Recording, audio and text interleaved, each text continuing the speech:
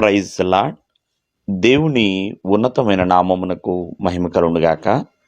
ప్రభు పేరట మీ అందరికీ హృదయపూర్వక వందనాలు. ఈ ఉదయకాలము దేవుని వాక్యాన్ని విందాం. మత్తయి సువార్త 25వ అధ్యాయము 15వ వచనము. అతడు ఒకనికి 5 తలాంతులను, ఒకనికి 2, ఒకనికి 1, ఎవరి సామర్థ్యము చొప్పున వానికిచ్చి వెంటనే దేశాంతరము పోయెను. ప్రియమైన వాళ్ళరా, ఈ యొక్క వృత్తాంతము మనందరికీ బాగా తెలుసు. ఒక యజమాని తను ప్రయాణమై వెళుతున్నప్పుడు తన దాసుల్ని పిలిచాడు. తన ఆస్తిని వారికి అప్పగించినట్లుగా చక్కగా ఒకరికి 5, ఒకరికి 2, ఒకటి ఇచ్చి ఉన్నాడు. ప్రియమైన వాళ్ళరా, ఈ యొక్క వాక్య భాగాన్ని బట్టి మనం నేర్చుకోవాల్సిన విషయం ఏంటంటే, ఇతను తలాంతులని ఎలా పంచిపెట్టాడు అంటే సామర్థ్యాన్ని బట్టి పంచిచ్చాడండి. మరి 5 సంపాదించే వారికి 5, 2 సంపాదించే వారికి 2, 1 సంపాదించే వారికి 1. చూడండి, సామర్థ్యాన్ని బట్టే కదండి. సామర్థ్యం లేకుండా ఒక తలాంతుకి 5 ఇచ్చినా ఉపయోగం ఏముండదు.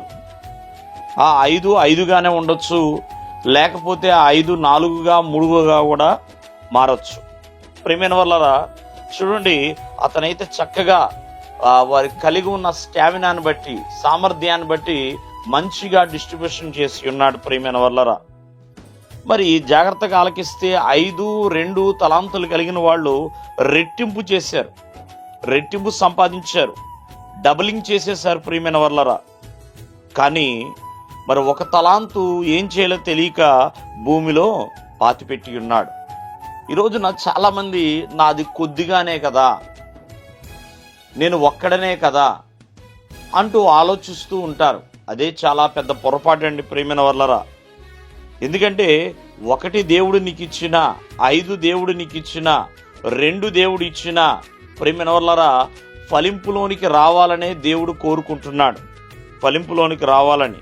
ప్రియమైన వాళ్ళరా, ఇచ్చిన దేవునికి ప్రతిరోజు కూడా మనం లెక్క చెప్పవలసిన వారమే అనే విషయాన్ని మరవకూడదు. చూడండి, ఎవరికి ఉన్న జ్ఞానాన్ని బట్టి, వివేకాన్ని బట్టి, సామర్థ్యాన్ని బట్టి ప్రియమైన వాళ్ళరా లెక్క అడుగుతూ ఉంటారు. కావున వివేకాన్ని, జ్ఞానాన్ని, సామర్థ్యాన్ని బట్టే మరి ఆ రోజున తలాంతులు ఇవ్వబడ్డాయి. అలాగే దేవుని ఆశీర్వాదాలైనా, దేవుని మేలులైనా, దేవుని కార్యాలైనా ఎప్పుడు చేయాలి, ఎవరికి చేయాలి, ఎలా చేయాలి అనేది దేవుడు ఖచ్చితముగా జ్ఞానము కలిగిన దేవుడు. ఆయన అనంత జ్ఞాని అయి ఉన్నాడు. ఆయన ఆ రీతిగా చేస్తాడు. కానీ ఏ తలాంతు దేవుడి ద్వారా మనం పొందుకున్నా ఒకానొక రోజున వచ్చి లెక్క అడుగుతాడనే విషయాన్ని మరవవద్దు.